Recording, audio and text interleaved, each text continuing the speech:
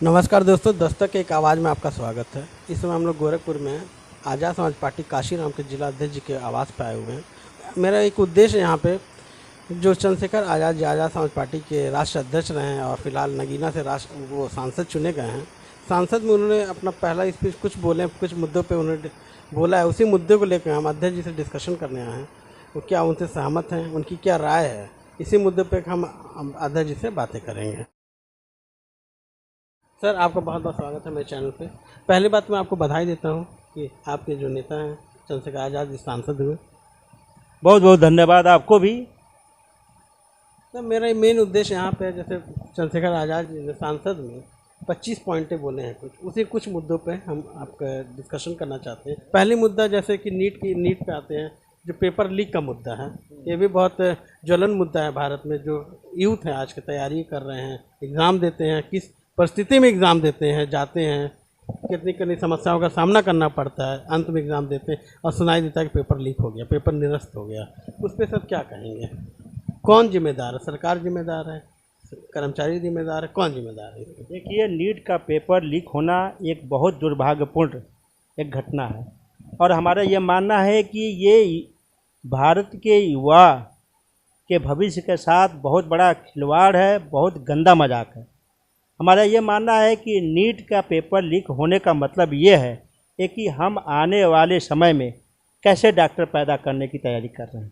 क्या ऐसे डॉक्टर जो योग्य नहीं हैं, ऐसे डॉक्टर जो पैसे के बल पे नीट में जाने के बाद वो डॉक्टर बनेंगे, और जिनके पास पैसा नहीं है, जो बहुजन समाज के एक बहुत बड़ी जनसंख्या ऐसी है जिनके पास पैसे का अभाव है, उनके माता पिता बड़े नीचे तबके से आते हैं, छोटा मोटा काम करते हैं और वो किसी तरह से पेट काट के अपने बच्चों का शिक्षा तो दे सकते हैं, लेकिन उनके पास इतना धन नहीं है कि पेपर को खरीदने के लिए वो 30-40 लाख रुपए खर्च कर पाएँ।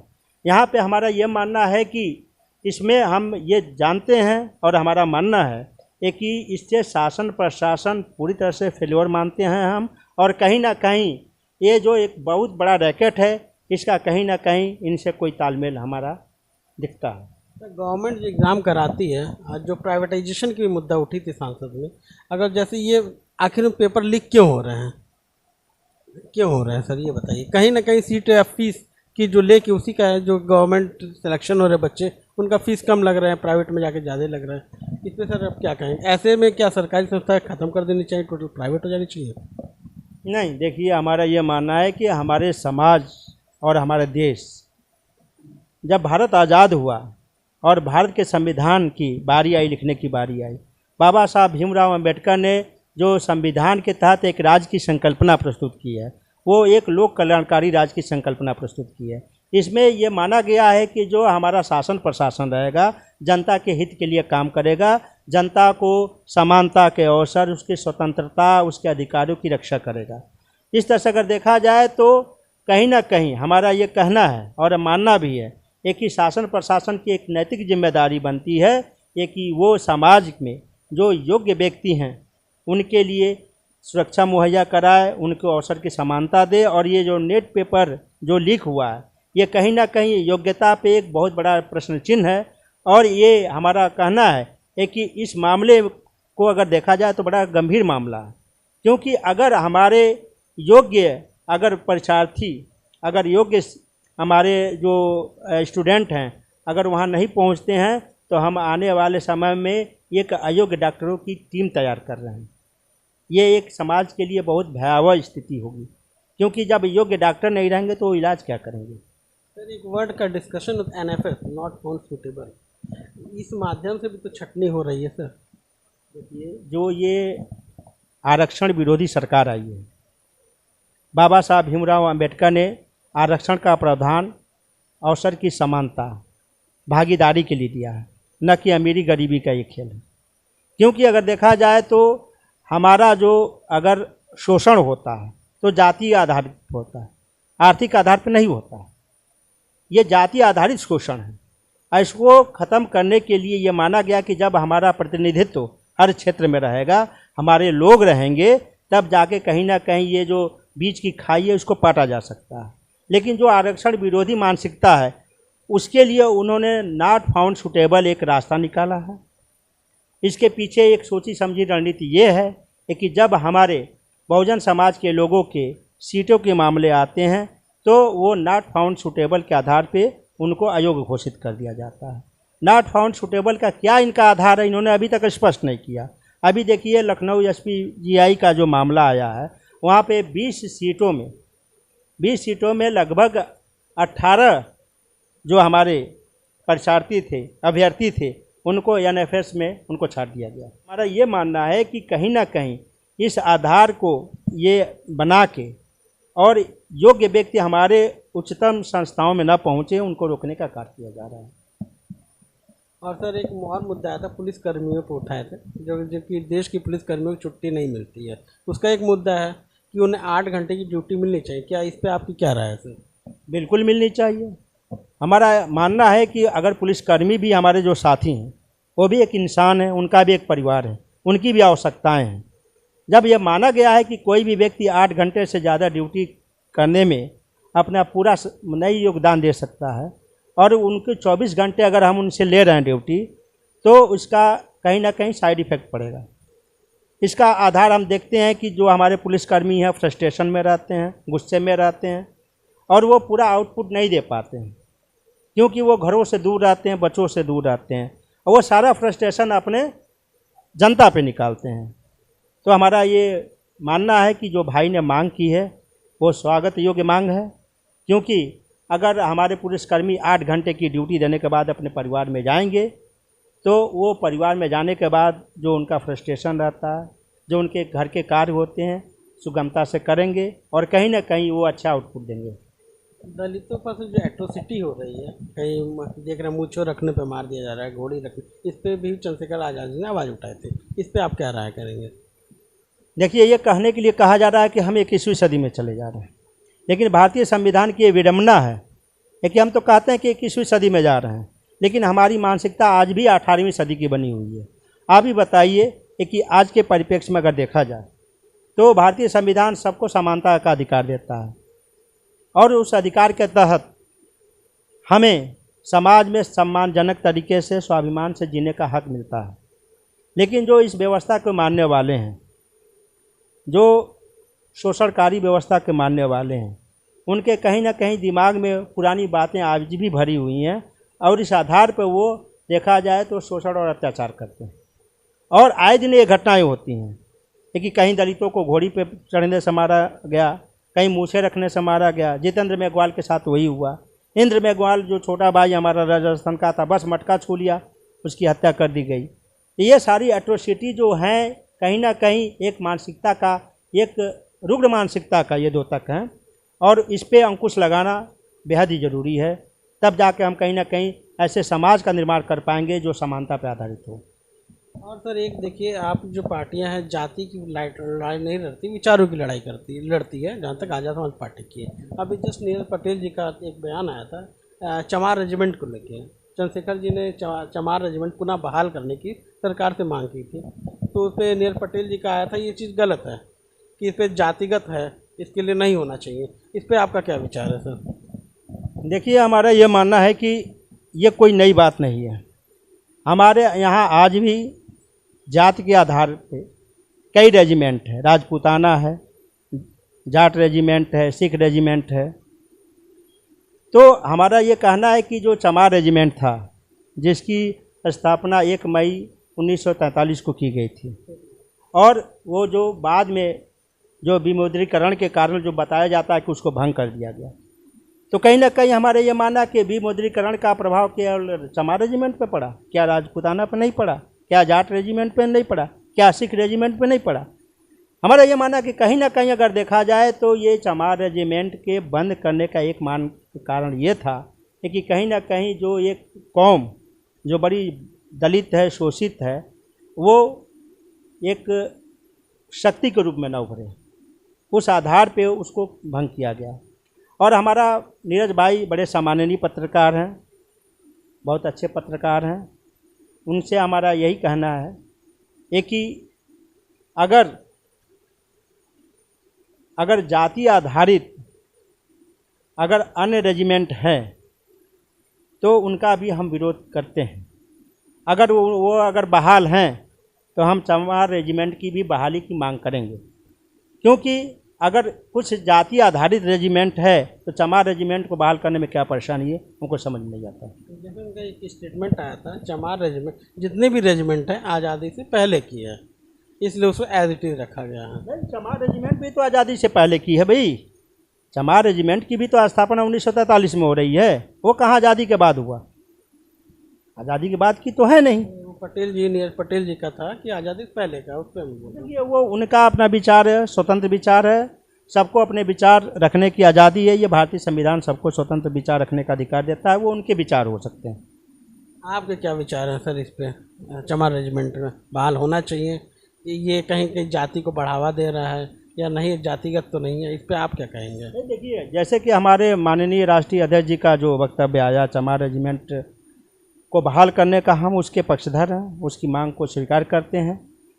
और हमारा ये मानना है कि अगर जाति आधारित रेजिमेंट को अगर ख़त्म करना है तो जाति आधारित रेजिमेंट, सारे रेजिमेंट को ख़त्म करना चाहिए, सबको सामान्य कर देना चाहिए। नहीं तो अगर राजपूताना रेजिमेंट है, जाट रेजिमेंट है, सिख रेजिमेंट है, तो चमार रेजिमेंट भी बनना चाहिए। अभी इलेक्शन होने वाली है, इस पे सर आपकी जो अध्यक्ष जी ने, राष्ट्रीय अध्यक्ष जी ने 10 सीटों पे लड़ाई करने की, मतलब अपने उम्मीदवार उतारने की बातें कही हैं, इस पे आप क्या कहेंगे? इसको उतार रहे हैं, कैसी तैयारियां हैं, इसको लेके क्या कहेंगे? विपक्ष का क्या है स्ट्रैटेजी है? देखिए, विपक्ष की स्ट्रेटजी तो विपक्ष से पूछिएगा, वो हमारे जानकारी का विषय नहीं है। जहाँ तक हमारी बात है तो माननीय राष्ट्रीय अध्यक्ष जी का ये कहना है कि जो उपचुनाव होने वाले हैं सारी सीटों पे हम योग्य अभ्यर्थी मिलेंगे तो हम उनको लड़ाएंगे। और हमारा ये पूरा फोकस है कि आज़ाद समाज पार्टी काशीराम अपने राजनीतिक हक और हुकूक के लिए हर एक मुद्दे को जैसे उठाती है, उसी तरह से हर एक चुनाव में आएगी और अपनी शक्ति को आजमाएगी। तो इंडिया गठबंधन जो अभी मेन मुद्दा था कॉन्स्टिट्यूशन को लेके कि संविधान खतरे में, इसको लेके इलेक्शन लड़ी, अच्छे खासे प्रदर्शन भी किया, इससे सर आपका क्या विचार है? आप क्या इत्तेफाक रखते हैं इस चीज़ से? देखिए, इस मुद्दे को लेके भाई चंद्रशेखर आज़ाद जी बहुत पहले से ही इन्होंने कहा है कि भारतीय संविधान खतरे में, क्योंकि 2014 से जो ये सरकार आई है, जो मोदी जी की सरकार आई है, खुल्लम खुल्ला भारतीय संविधान का उल्लंघन इन्होंने किया है। जो किसानों का मामला हो, हमारा ये मानना है कि जब से ये सरकार आई है, 2014 से जो सरकार आई है, मोदी जी की सरकार आई है, भारतीय संविधान का खुल्लम खुल्ला उल्लंघन है। क्योंकि भारतीय संविधान के तहत जो भी अधिकार मिले हैं, हमको लोकतांत्रिक अधिकार मिले हैं, हमको धरना प्रदर्शन करने के अधिकार मिले हैं, हमारे अपने मुद्दों को रखने के अधिकार मिले हैं, इसमें कहीं ना कहीं हमको रोका गया है।